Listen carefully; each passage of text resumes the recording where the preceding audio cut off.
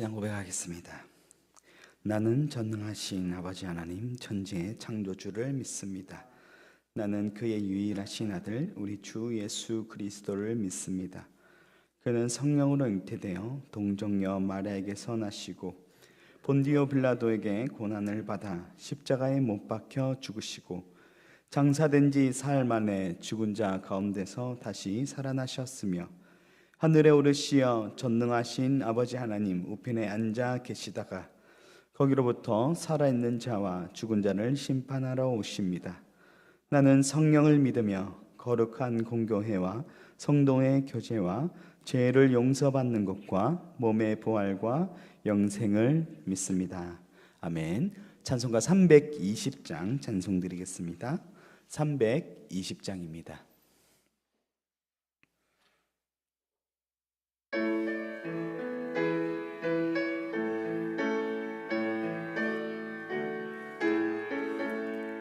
나의 죄를 정케 하사 주의 일꾼 삼으신 구세주의 넓은 사랑 항상 찬송합니다.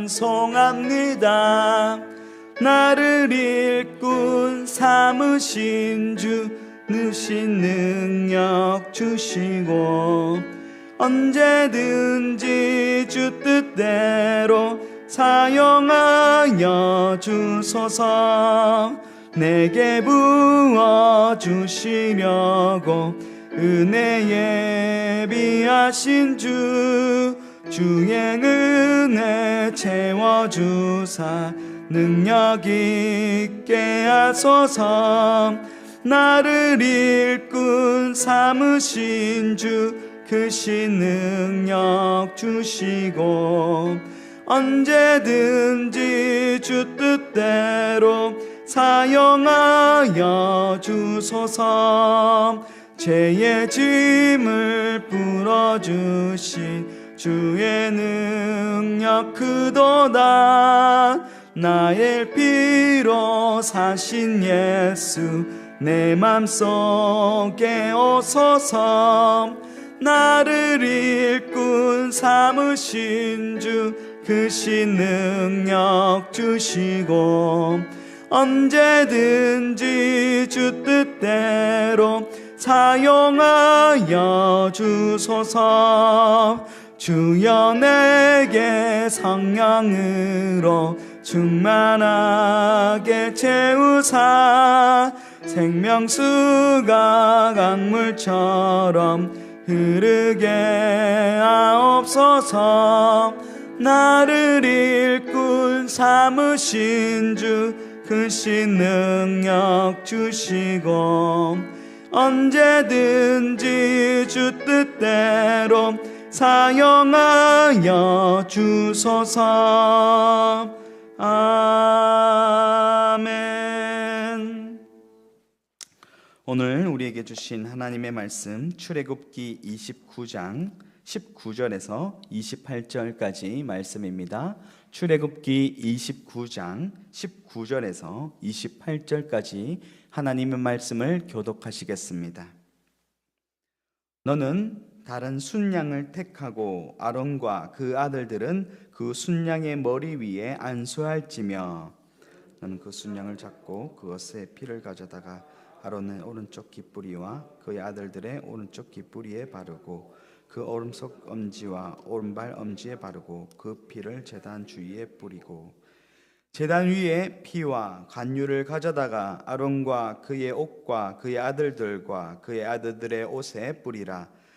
그와 그의 옷과 그의 아들들과 그의 아들들의 옷이 거룩하리라. 또 너는 순양의 기름과 기름진 고리와 그것의 내장에 덮인 기름과 관유의 커플과 두 콩팥과 그것들 위에 기름과 오른쪽 넓적 다리를 가지라. 이는 위임식의 순양이라. 또 여호와 앞에 있는 무교병 광주리에서 떡 한 개와 기름 바른 과자 한 개와 전병 한 개를 가져다가 그 전부를 아론의 손과 그의 아들들의 손에 주고 그것들을 흔들어 여호와 앞에 요제를 삼을지며 너는 그것을 그들의 손에서 가져다가 제단 위에서 번제물을 더하여 불사르라. 이는 여호와 앞에 향기로운 냄새니 곧 여호와께 드리는 화제라. 너는 아론의 위입식 순양을 가슴을 가져다가 여호와 앞에 흔들어 요제를 삼으라. 이것이 내 분깃이니라. 함께 읽겠습니다. 너는 그 흔든 요제물 곧 아론과 그의 알들의 위임식 순양의 가슴과 넓적다리를 거룩하게 하라. 이는 이스라엘 자손이 아론과 그의 자손에게 돌릴 영원한 분깃이요 거제물이니 곧 이스라엘 자손이 한목제의 제물 중에서 취한 거제물로서 여호와께 드리는 거제물이니라. 아멘. 오늘 읽은 출애굽기 29장 19절부터 28절까지의 말씀은 어제 이은 이 엄숙함, 제사장 직분의 위임식에 대한 규례를 기록하고 있습니다. 실제로 이 위임식에 대한 규례는 레위기 8장에 이르러서 위임이 이루어지게 식이 진행되게 됩니다. 제사장의 위임식을 거쳐 제사장들은 다른 백성들과 한층 더 구별되는 거룩한 자로 세워지게 됩니다. 그리고 제사장은 하나님과 백성들의 그 사이를 중보하는 그 중대한 직무를 감당하게 됩니다.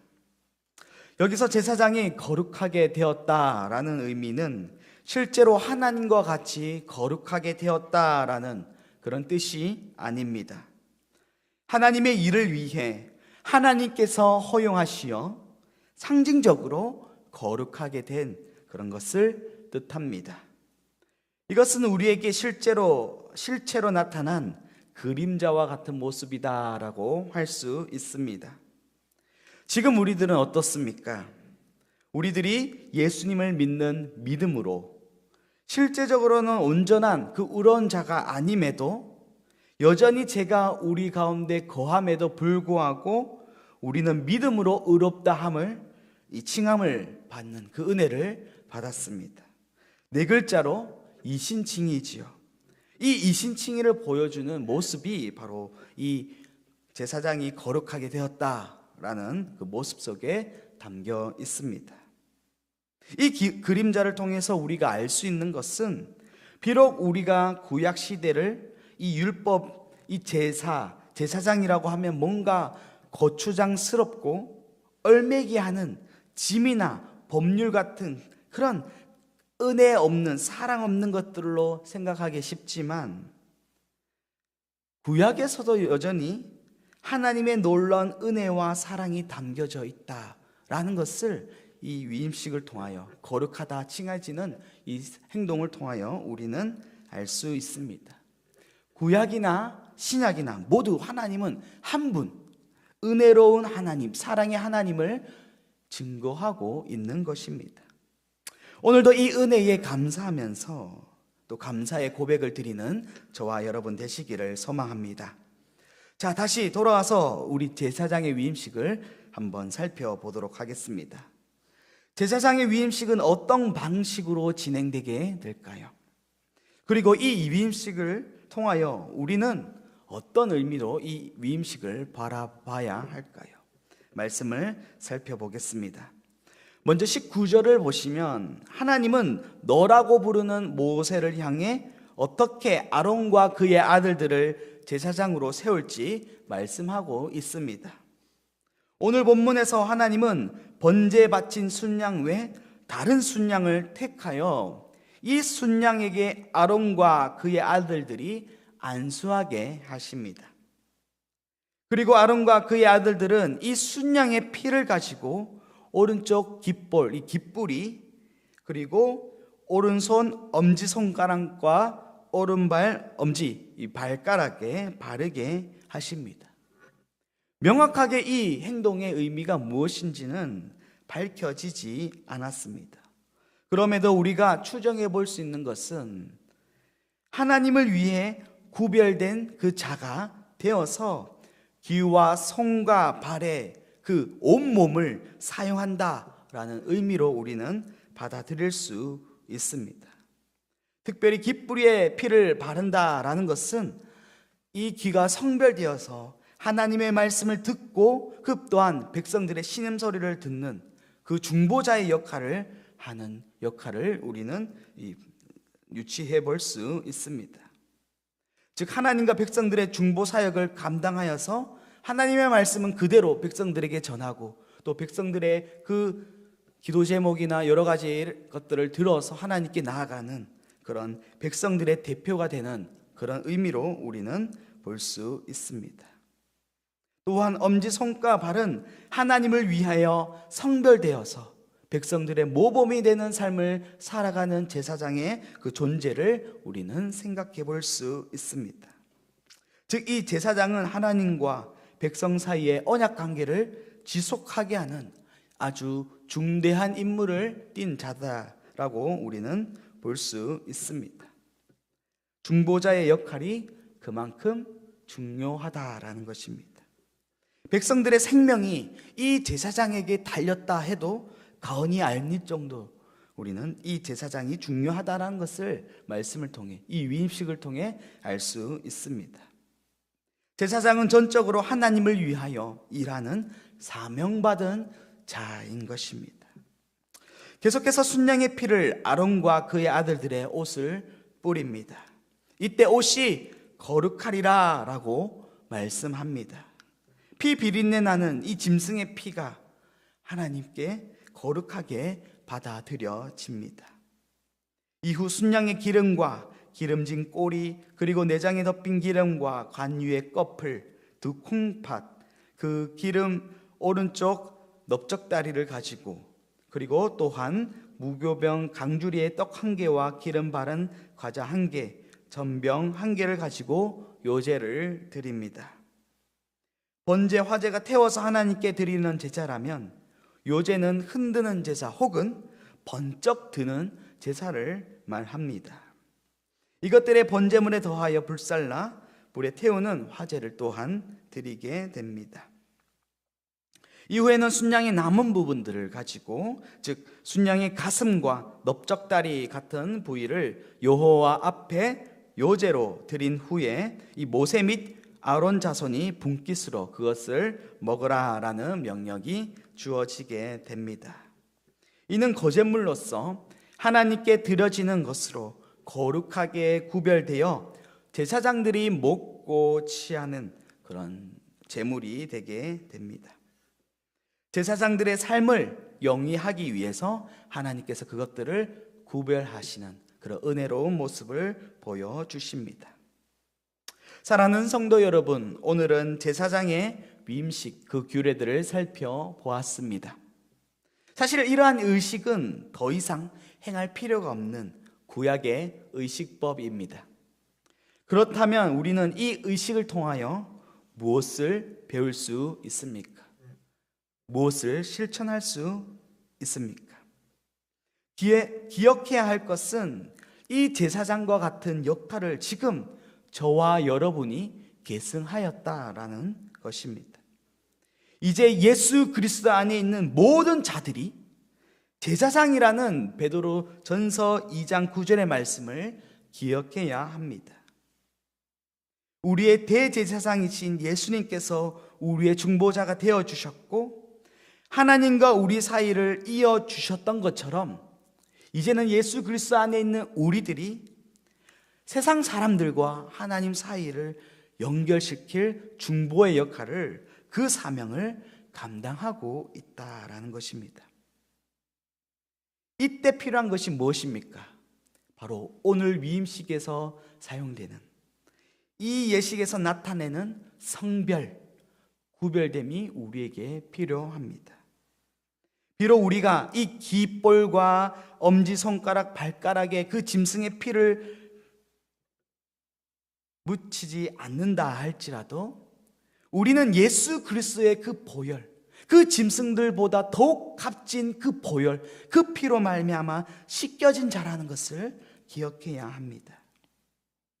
히브리서 10장 19절의 말씀처럼 우리가 이제 지성소에 들어가는 대제사장의 임무를 맡고 지금 살아가고 있다는 것을 우리는 유념해야, 기억해야 합니다.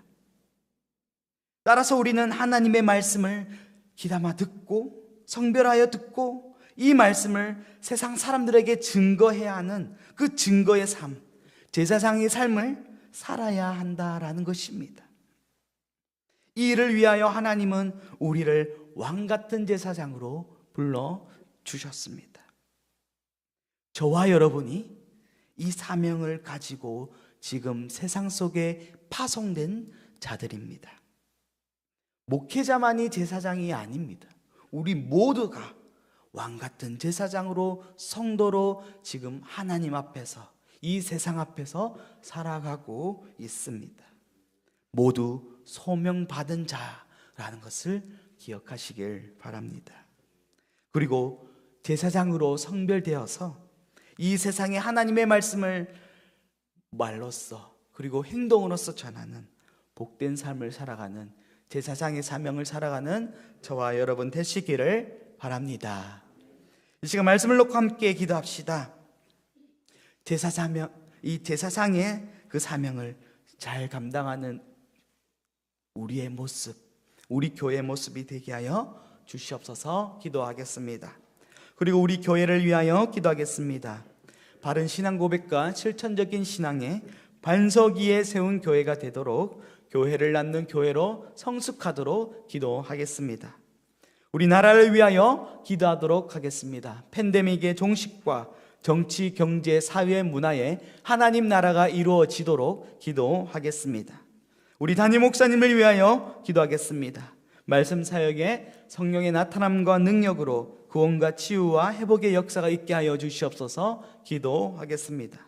코로나19로부터 성도들의 건강과 가정을 지켜주시옵소서. 기도하겠습니다. 오늘은 목요일 기도 제목을 가지고 기도하도록 하겠습니다. 초등 1부를 위하여 기도하도록 하겠습니다. 우리 교회가 협력하고 있는 한샘교회와 김해 시민교회를 위하여 기도하도록 하겠습니다. 파라과이와 남아공 선교지를 위하여 기도하도록 하겠습니다. 모교 전도를 위하여 기도하겠습니다. 텔레복음 전도팀을 위하여 기도하겠습니다. 작은 목자 훈련원을 위하여 기도하도록 하겠습니다. 그리고 각자의 기도 제목을 가지고 기도하도록 하겠습니다. 이 시간 주님의 이름을 크게 한번 부르고 합심하여 기도하도록 하겠습니다. 주여! 하나님 아버지 감사합니다. 비록 우리는 자격이 없고